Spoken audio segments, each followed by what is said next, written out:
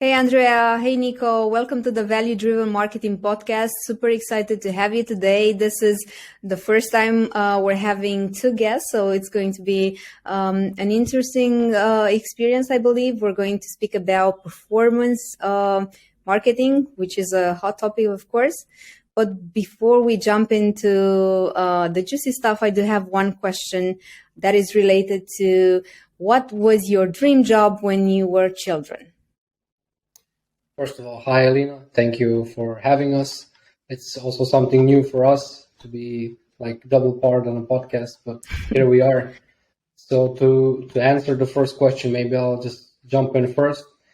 What I wanted to do as a child is completely different from what I'm actually doing right now, and I wanted to be a rock star. Oh, okay. Yeah. So Big dreams. big dreams, of course, the classic cliche rock star stuff, like touring the world, playing, filling big stadiums and stuff. But like everything turned out completely sideways once. Those are my dreams since like I was little into high school, but then later at studies, I replaced like the guitar fretboard with like a computer keyboard. And now what I'm mostly trying to do is like figure out how to fix marketing for B2B companies. So completely different actually, but yeah. The opposite side of the spectrum. How about you, Andrea? Well, I guess that my dream job as a child might not have been as exciting as Niko's, but it does have an emotional attachment to it. So when growing up, I used to hang out a lot in my mom's office. And at the time, she was a finance manager. And I found it really amusing to play around and pretend to work on her computer, play around with the office materials and equipment. And also because she was and still is my role model, I really wanted to become a finance manager myself. But I guess life has taken me in a completely different direction than expected. But my current job still is an office job after all, just like I wanted it to be. And it's also tied up to numbers, and I guess it's quite analytical as well. Yeah, that's true. So here you are today, co-founding Diligent Studios. Can you tell me how you started Diligent Studios, and whom do you serve? So we started Diligent about 3 years ago in March of 2020, so during the outbreak. And at that time, it seemed like a pretty crazy idea to do something like that, to like jump in the business side because everything was very like unstable. But like I would say, and I hope Andrea agrees with me that there are no regrets until now, we are overworked, but the combination of cortisol and like perseverance just keeps us going. So that's that. But the actual work for the brand began very much before that. So because we were freelancing together, we knew each other before then. And thanks to that, we basically got most of our experience that gave us a really good foundation and head start to go. We were doing mostly like web projects, so like managing whole website creation projects from start to finish. That's been very valuable for us. And during that time, we also developed a really deeper relationship that went beyond just a personal one. And we found each other once again in work. So that was pretty amazing. I myself would describe myself as a practical idealist, which is, I guess, pretty accurate, right, Andrea? I have background in IT and design, which comes in handy for all the projects. And Andrea, on the other hand, is how I would describe an intellectual pedantic, which I guess pretty much hits the nail in the coffin as well, because she keeps all the projects like organized and working. And that's where this duo team comes about. And that's basically us, yeah. Diligent Studios, a marketing agency not so far from you, Elena. We're not actual neighbors, but we can be pseudo neighbors, let's say. And what we do basically is we thrive by working for companies that have small marketing teams, 2 to 5 people, for B2B that work in the B2B sector. And our current bread and butter service is strategic performance marketing. What is strategic performance marketing? We will come to that a little later, but that's how it is. And since we all work in B2B marketing, Elena, we all know how complex things can get. I would like to have a shoulder to cry on sometimes. I guess that's a good service to provide if someone had this idea. Yeah, I would definitely use it like on a weekly basis. but all jokes aside, like we know all the long, complex sales cycles, the complex products, multiple decision makers and personas that are involved in marketing make it that more difficult to like establish a clear foundation. So that's for sure. And it can be overwhelming to get the whole picture, especially for internal marketing teams, which usually have a combined workload. Not only this, they have multiple responsibilities and roles.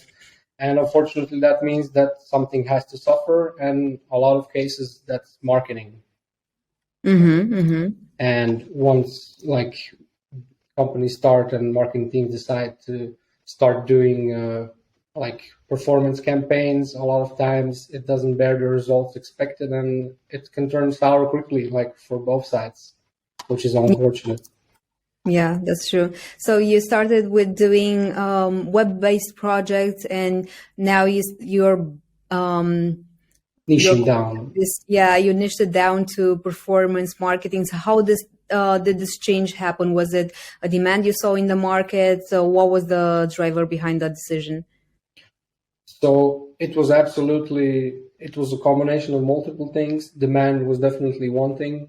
So it's more straightforward to do something for which demand actually exists. What we noticed, we made how many founders or many agency at the beginning, we wanted to go full service, but that can turn like quickly against you.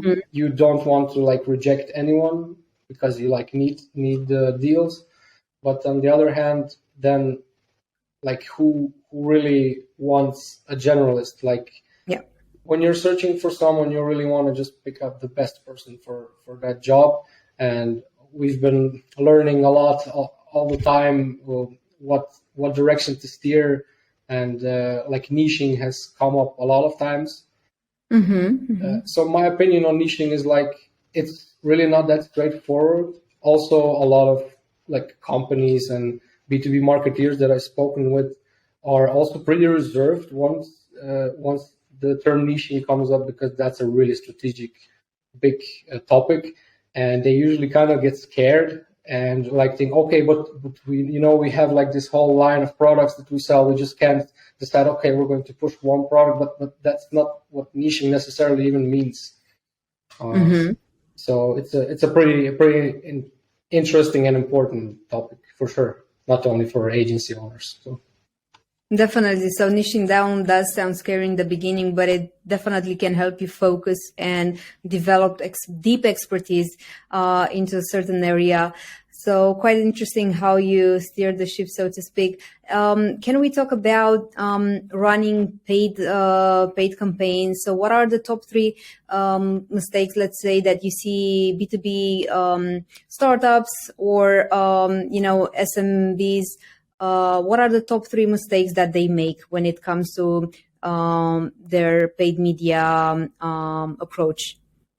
One of the biggest mistakes I've seen many B2B businesses do would definitely be having a loosely defined buyer persona or not having one at all. So now I know that buyer personas have been receiving quite the hate lately. And they have. Surprisingly, and I've seen marketing experts say that you don't need one. And if you create a document just for the sake of it, and you base it on little to no data, like it is a waste of time.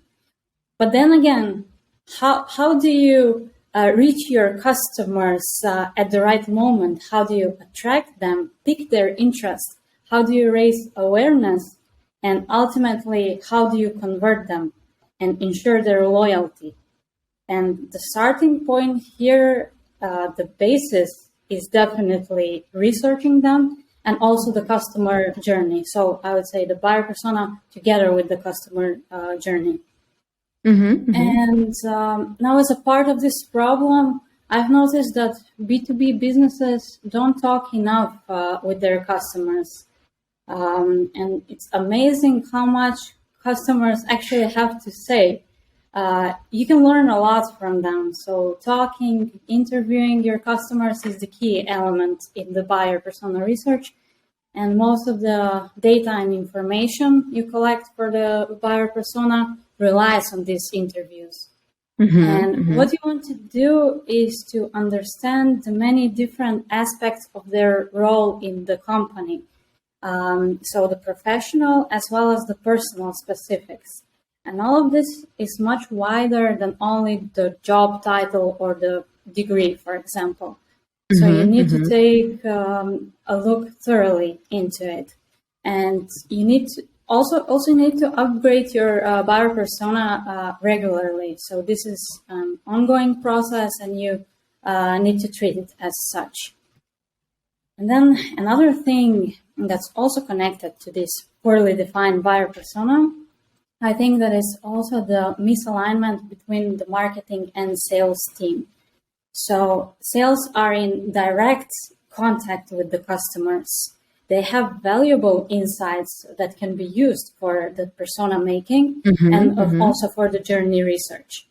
And I don't think that is utilized enough, not for the sake of this buyer persona and journey, but also not for the sake of other activities. And all of this leads to an even bigger problem because marketing and sales should definitely work together. And this misalignment, if they don't work closely together, can result in low quality leads, not hitting targets, lack of motivation on both sides, and so on. And then another big mistake that I've noticed would be using paid media as an isolated activity. So it can work, definitely, but a lot of times it won't bring you the results you hope for. So if you don't take care of the whole funnel experience from start to end, from awareness to conversion. And this doesn't have to be covered only with paid ads. You can, and it usually isn't. You can cover this whole journey with different channels. You just need to cover all those aspects, have content and distribution for all these funnel stages. So in other words, multi-channel marketing. And I would say that the ad campaigns themselves cannot guarantee success. In a lot of cases that we have audited, the copy, targeting, visuals were okay, and even the results like KPIs, for example, in terms of clicks or leads were sufficient. But the problem in most cases was that they either weren't warmed up enough or after they completed the desired action, so the campaign action, it stopped there. They weren't reached out to again. And these good numbers turned out to be vanity metrics. Those clicks and leads, they rarely became customers. It just ended here. So this is a specific for the B2B industry, B2B sector. These customers need a lot more touch points. And also there are a lot more people involved in the purchasing decision.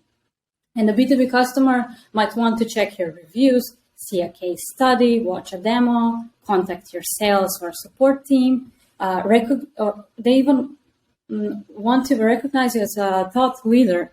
And sometimes they just need to be reminded of your offer. Because in this fast-paced work environment, your product might get pushed down the list of priorities, and you just need to remind them. That's it. So a lot of times it makes sense to retarget them and reawaken the interest.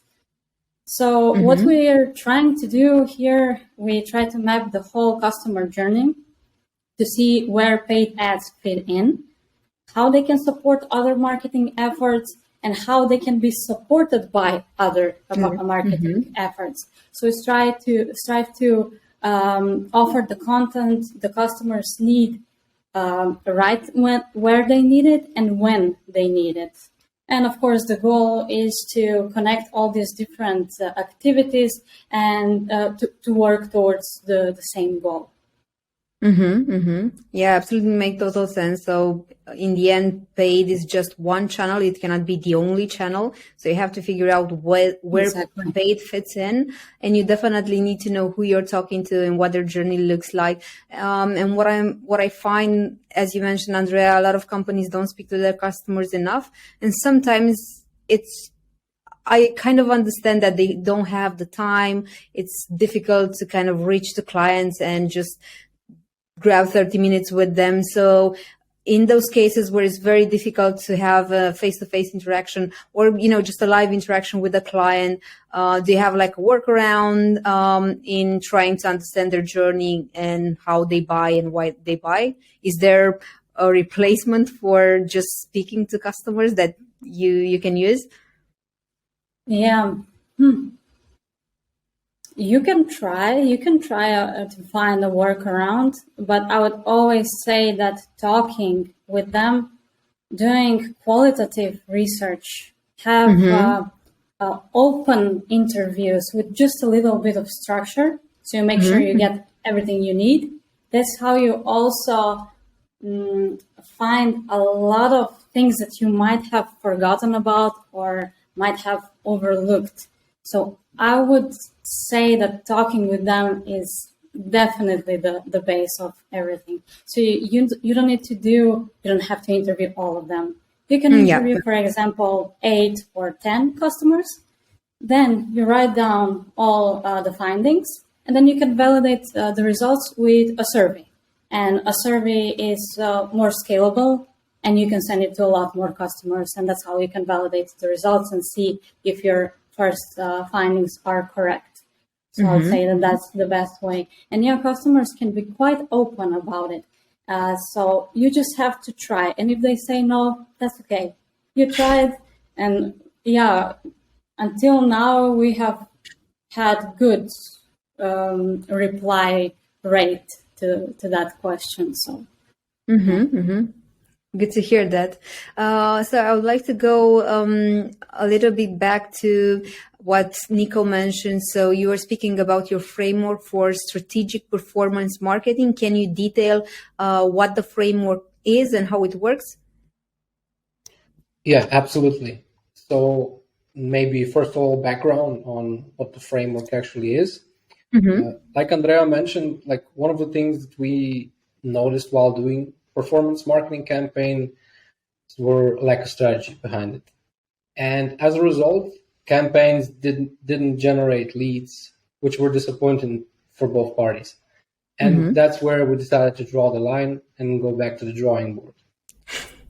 How can one influence a company's growth metrics without having any decision power? Arguably, these two are mutually exclusive. And it was for that reason that we developed this set of rules, guidelines, and processes called the strategic framework.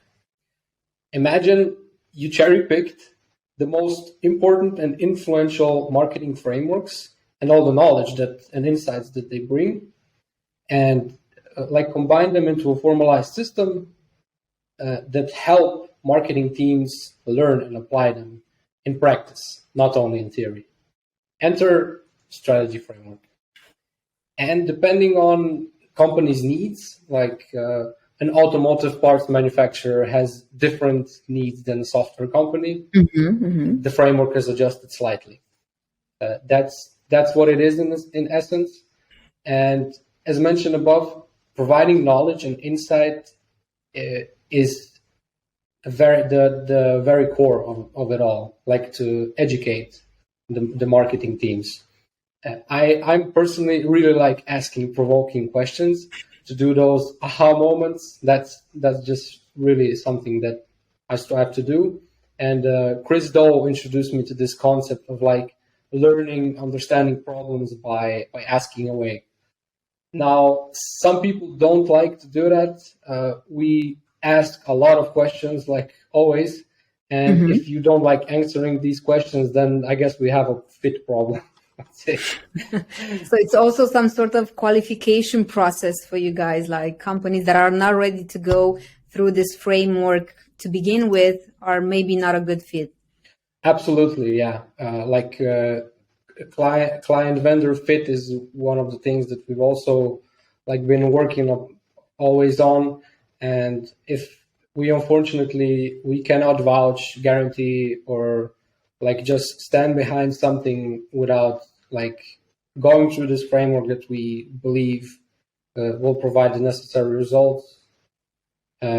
And we rather just say, okay, we're not a fit at this stage. Let's just go our ways, because at the end of the day, we're going to be responsible for results, or we will have some kind of like part in this. It's not always as simple, but things can get very like complicated quick with these things. And basically, like it follows this principle, like to fix your mistakes, you have to like know they exist. And now this strategy framework, it's nothing very flashy.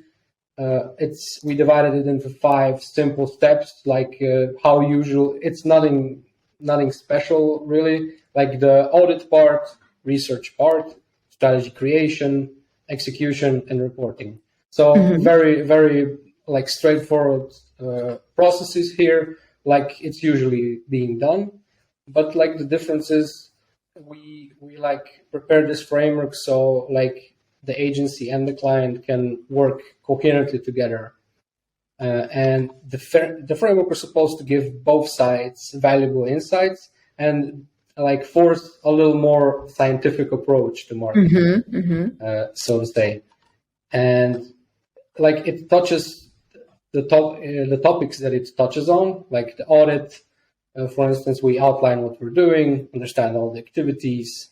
The research part has the buyer persona, the customer journey, the competitive analysis, topics research, and so on. Like the end goal of this stage is to understand exactly why, how, and when marketing is going on, conducting the user interviews, which are like really important, and just filling the blanks of our understanding about our customers. And then comes the strategy part, where we like put everything together. The execution, usually marketing sprints, 1 to 2 weeks, and then the reporting cycle, where we like review the results, present them, and go from there. Rinse, repeat. And for each stage, we have different templates, which we pair with workshops, and together with the client, we then fill them out. We basically learn together and build from that. And in addition, we like encourage very open communication, over communicating. We like to overshare stuff just for the sake of like that's how we are basically, and for transparency, because like there's nothing to hide here. And yeah, like you mentioned, Elena, everyone who comes to us with any marketing issues will get in touch with the framework sooner or later. It's still at some parts it's being done, because like I believe it's a total of 15 templates or something like that. So it's a lot of things that come together. But like it's really for those who want to geek out, who want to like do really research of marketing. I think that's a haven for them. So. I am definitely a fan of processes and templates as well, because I think they give you structure so you know what to look at. It's also very clear for the client what they'll get, and the insights that they extract from you, they can later use, or, you know, when they onboard new team members, they can use. So it's definitely a lot of value. into having a process and a way of working. And I'm wondering, for a B2B company that is trying to build or just put more structure into their paid media campaigns, what would you advise them? How should they go about, doing better paid marketing? Well, I think that Niko answered this question by briefly describing our framework. These steps that he outlined are essential to take when starting with paid media. Not only with paid media, these steps are important for so this step, as in the audit, research, strategy, are all very important for any marketing activity. Because after all, well planned is half done, right? And I would also say maybe at this point that the process might be a little bit different for startups than it is for SMEs, because startups that are at the beginning of their journey usually don't have enough organic visibility. So they rely solely on paid channels, while SMEs and established startups or scale-ups already have other proven marketing channels. So the whole process might have some differences for these two groups. And for example, if your business is newly founded, you might not have enough existing customers, and you'd have to, for instance, interview other people that fit into your target profile and base your research on them. And what I want to say that there are some differences, but the concept, the basis are the same. In any case, we recommend going through this research, planning, and strategizing process before you start with paid ads. And at the beginning, it is quite dynamic because basically, for example, what we do with our clients, and just as Niko explained, we go through our framework.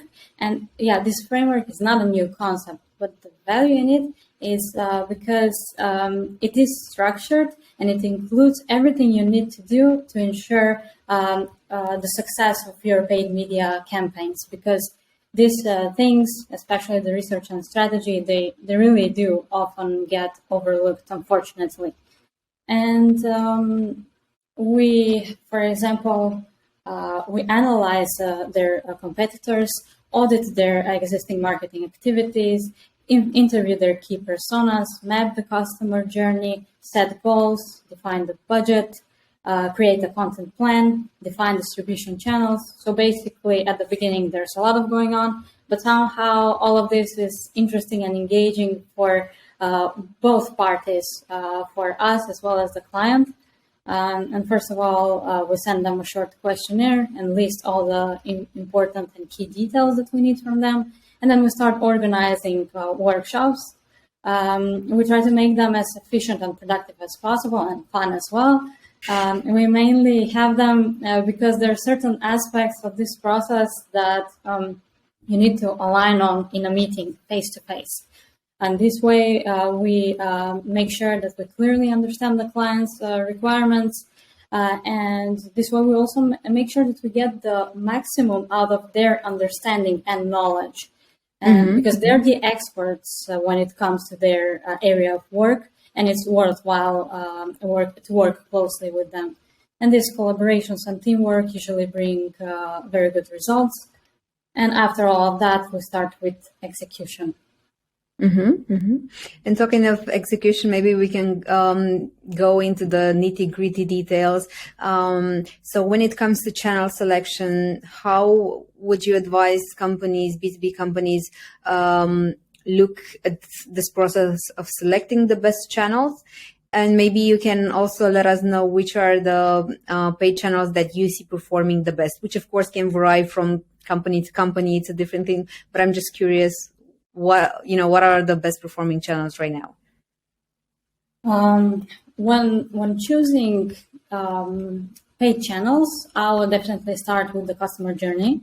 When you have the customer journey mapped, you can basically see how the funnel looks like. So from the awareness stage to the conversion and then to post conversion. So I would say that it's really important to have this mapped in order to understand the specifics of each phase. And by specifics, I mean the specific needs the customer has at that exact moment.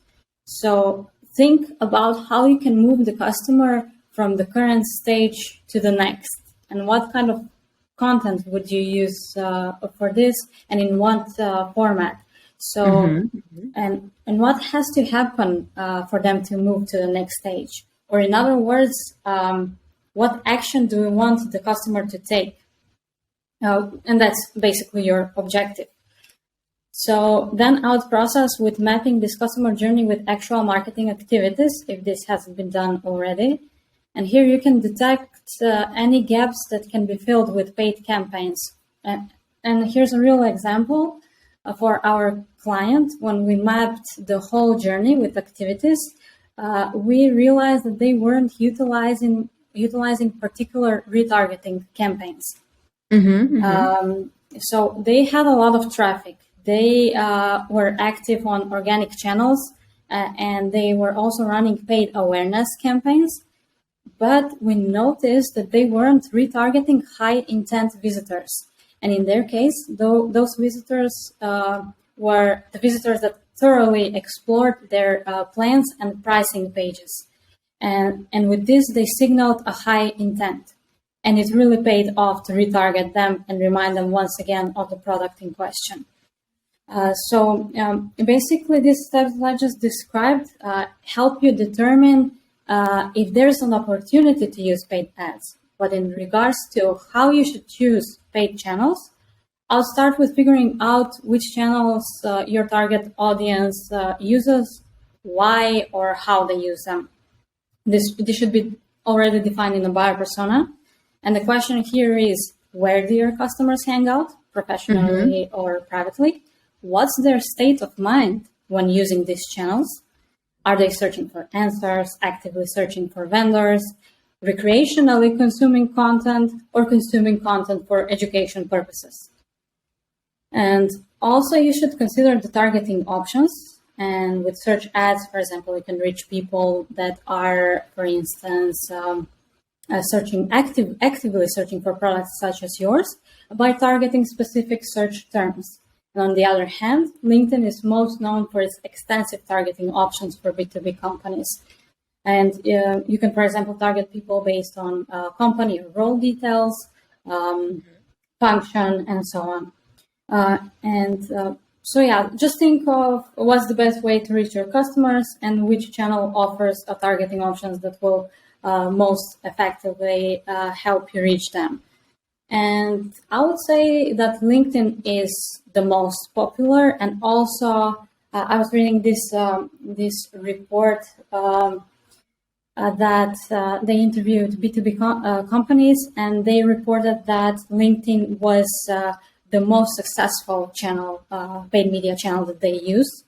And I guess because that's also one of our most successful channel that we use for our clients, I guess that the targeting options here are the key element in this. But also, yeah, we also run Google Ads campaigns, and they have proven to be quite successful as well.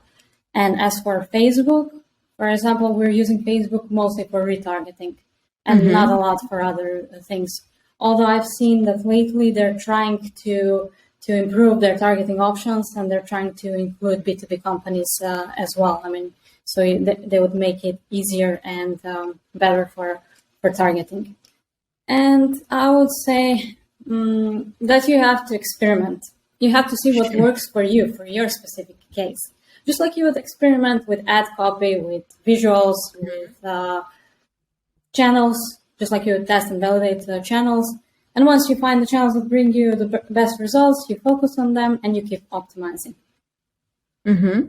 Yeah, makes total sense. And when tapping into a new channel, how would you go about budgeting? I'm guessing this is a question that clients also tend to ask a lot. So how much should I invest in this channel, especially if it's a new channel that you haven't tried before? What do you say to them? Yeah, this is a tough question, I must say. It's quite tricky. figuring out the budget when starting with new paid media channels. So if we're talking about the investment in regards to the advertising budget only, without the agency costs and fees, there are a lot of factors to consider here. For instance, how big your audience is, and also how you define a successful campaign. What's success for you in terms of results? So is this the volume of leads, or you want to reach target metrics? It depends on that too, because of course, a volume of leads means more budget. But you can always start small and gradually increase the budget and allocate it to the winning campaigns, so the performers.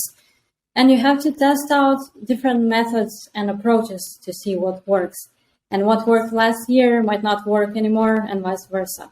But with these experiments and validations, you can also find evergreen campaigns that will always work and you'll always use. And in terms of agency costs, it really depends on the services you need help with.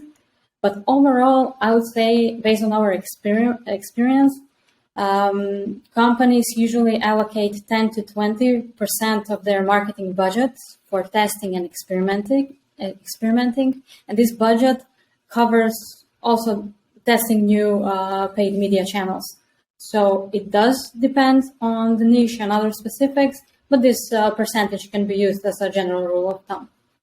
Okay, so that's a good ballpark, let's say, or some sort of benchmarks. Just kind of figure out, okay, how much can I put into this, and definitely start small and experiment. And if we were to talk in terms of assets, because I think what the offer is, what the ad is offering in the end, matters a lot. I'm just curious to learn what are the best performing marketing assets. Is it, I don't know, case studies? Is it ebooks?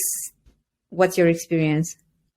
That's an interesting question, and it would be really cool to check some statistics and see how the asset format correlates to the campaign performance. But from my experience, intuitively speaking, I would say that each of these assets can work if executed right, of course. I mean, it's hard to say which asset is an overperformer, because I believe it depends on how it's presented and if it's relevant to the target audience.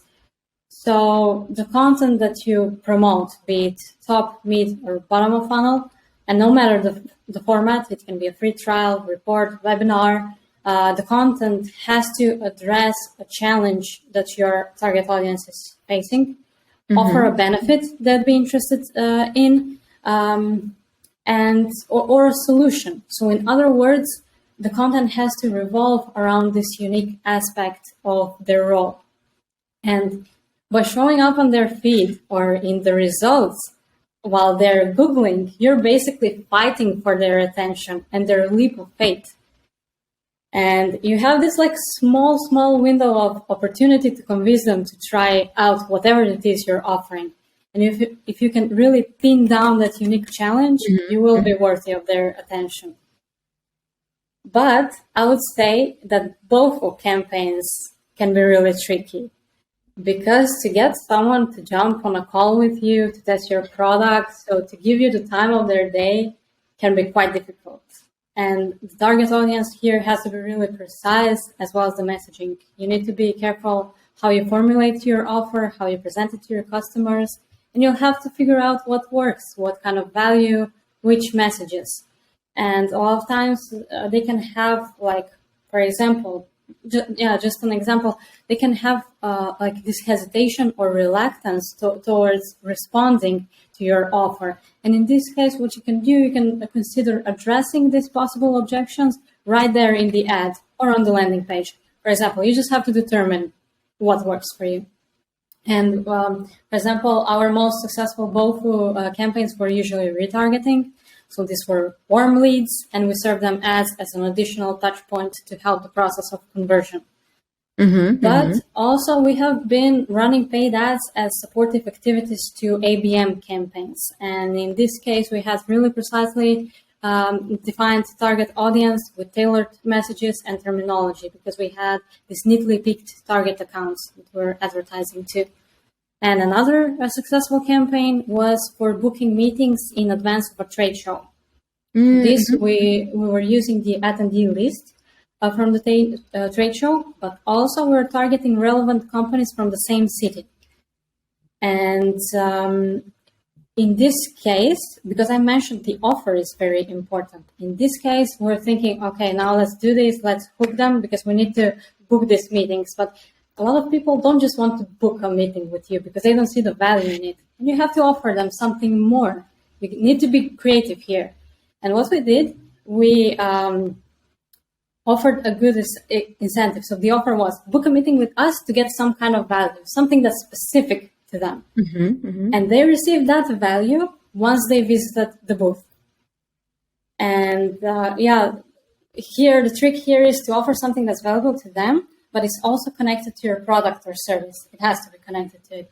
And you offer this up front and use it as a pro argument for your product or you as the business. And with this value, you show your expertise, you show your confidence, or whatever characteristics you want your customers to see in you. And the conversion rate of this campaign was incredible. And long story short, the format does matter, but there are other factors that are more important. And you can make all of these assets work. You just have to tap into your customer's mentality and be creative when preparing and presenting your offer. Yeah, make total sense. So be relevant, know who you speak to, and have something that's really appealing to them. And I guess that could apply to many marketing activities outside of paid. And I'm also curious about setting expectations, because sometimes I see people having a short mindset and hoping to get quick wins out of paid campaigns, which of course sometimes can happen if you are lucky and hit someone with the right messages at the right time. But I guess most of the time it's more of a trial and error type of thing where you figure out what works. So there's an experimentation phase as well. So how would you advise small marketing teams to set up the right expectations with their CEO and, sales team as well? So that's actually a really relevant question and thing.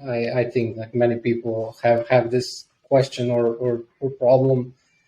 And for a company's outbound marketing and sales efforts can benefit from paid media. It makes sense, in my opinion, to start experimenting with paid media only once you get the basics right. And I mean strategy, since we're at that topic. And exactly as you said, you can do some basic testing and like some simple campaigns and have even success with them. That's totally plausible. But what CEOs are usually looking for, and what I would look for, would be meaningful results. And to get meaningful results, not only vanity metrics and so on, I strongly believe that the strategy needs to be there to support it. Obviously, it can do wonders on its own. It's not going to save a company, paid media, or whatever. But it's an alternative approach, reach some relevant cohorts for the company, and as well as that, it has a lot of applications. For instance, also for employment, and it can assist HR in finding new workforce, since that's ever growing problem, and it's going to be even a bigger problem in the future probably. And if prepared with a proper strategy, where on one end the efforts, resources from the company side are known, what kind of commitment that is, and on the other hand, goals and outcomes are clearly and transparently presented, that can probably persuade a CEO to invest, or the arguments just have to be there. Also the reporting has to be clear. At least that sounds like something I would be hooked on. And at the end of the day, marketing is a long-term game. We're in it for the long game. Short wins are nice, but like we're really in it for the long game, and our efforts. This is especially true in marketing. Like efforts that we do currently can translate into success many months down the road. It just requires. There's no. I mean, it's usually a more long-term gains then come. And my suggestion would be for marketing executives to like try to establish internally a culture of over communication and presentation in regards to their marketing, because how developers sound like when they like explain what feature they developed in the internal teams meeting, all that lingo and stuff. And that's exactly how marketing executives sound like to non-marketeers. And maybe the goal would be to try and bring that wall down and get a glass view of what marketing is doing. Not only like focusing on operatives, like, okay, so this week we created this kind of content, we generated so many leads. Maybe try to establish a framework or something like that where everyone internally can have clear view of what's going on and why it's going on. Like non-marketeers do not maybe understand what's the long-term strategy, what are the expected outcomes, why are we doing what we're doing now, who do we want to reach. And some people are curious, like would probably want to know that. And like, if you have this, if you establish this inside your company, so processes are known, enabling others to get that view so the inter-department communication can just get better. That can probably give C-suite a good boost of confidence that, okay, we know where exactly our efforts are going, and creating.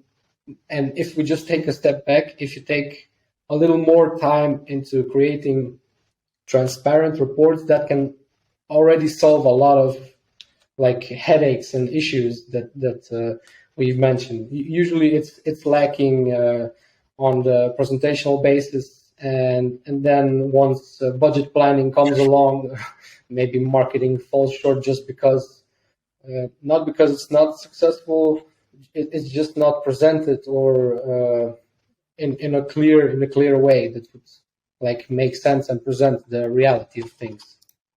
Yeah, it definitely pays off to keep everyone in the loop, just be transparent about what's going on, wins just as much as fails and learnings, because I think that can build that trust that, things are going in the right direction. Andrea, Niko, this has been super interesting for me. Do you want to have like a final advice for startups or small and medium B2B companies that are trying to build a more solid foundation for their paid media efforts?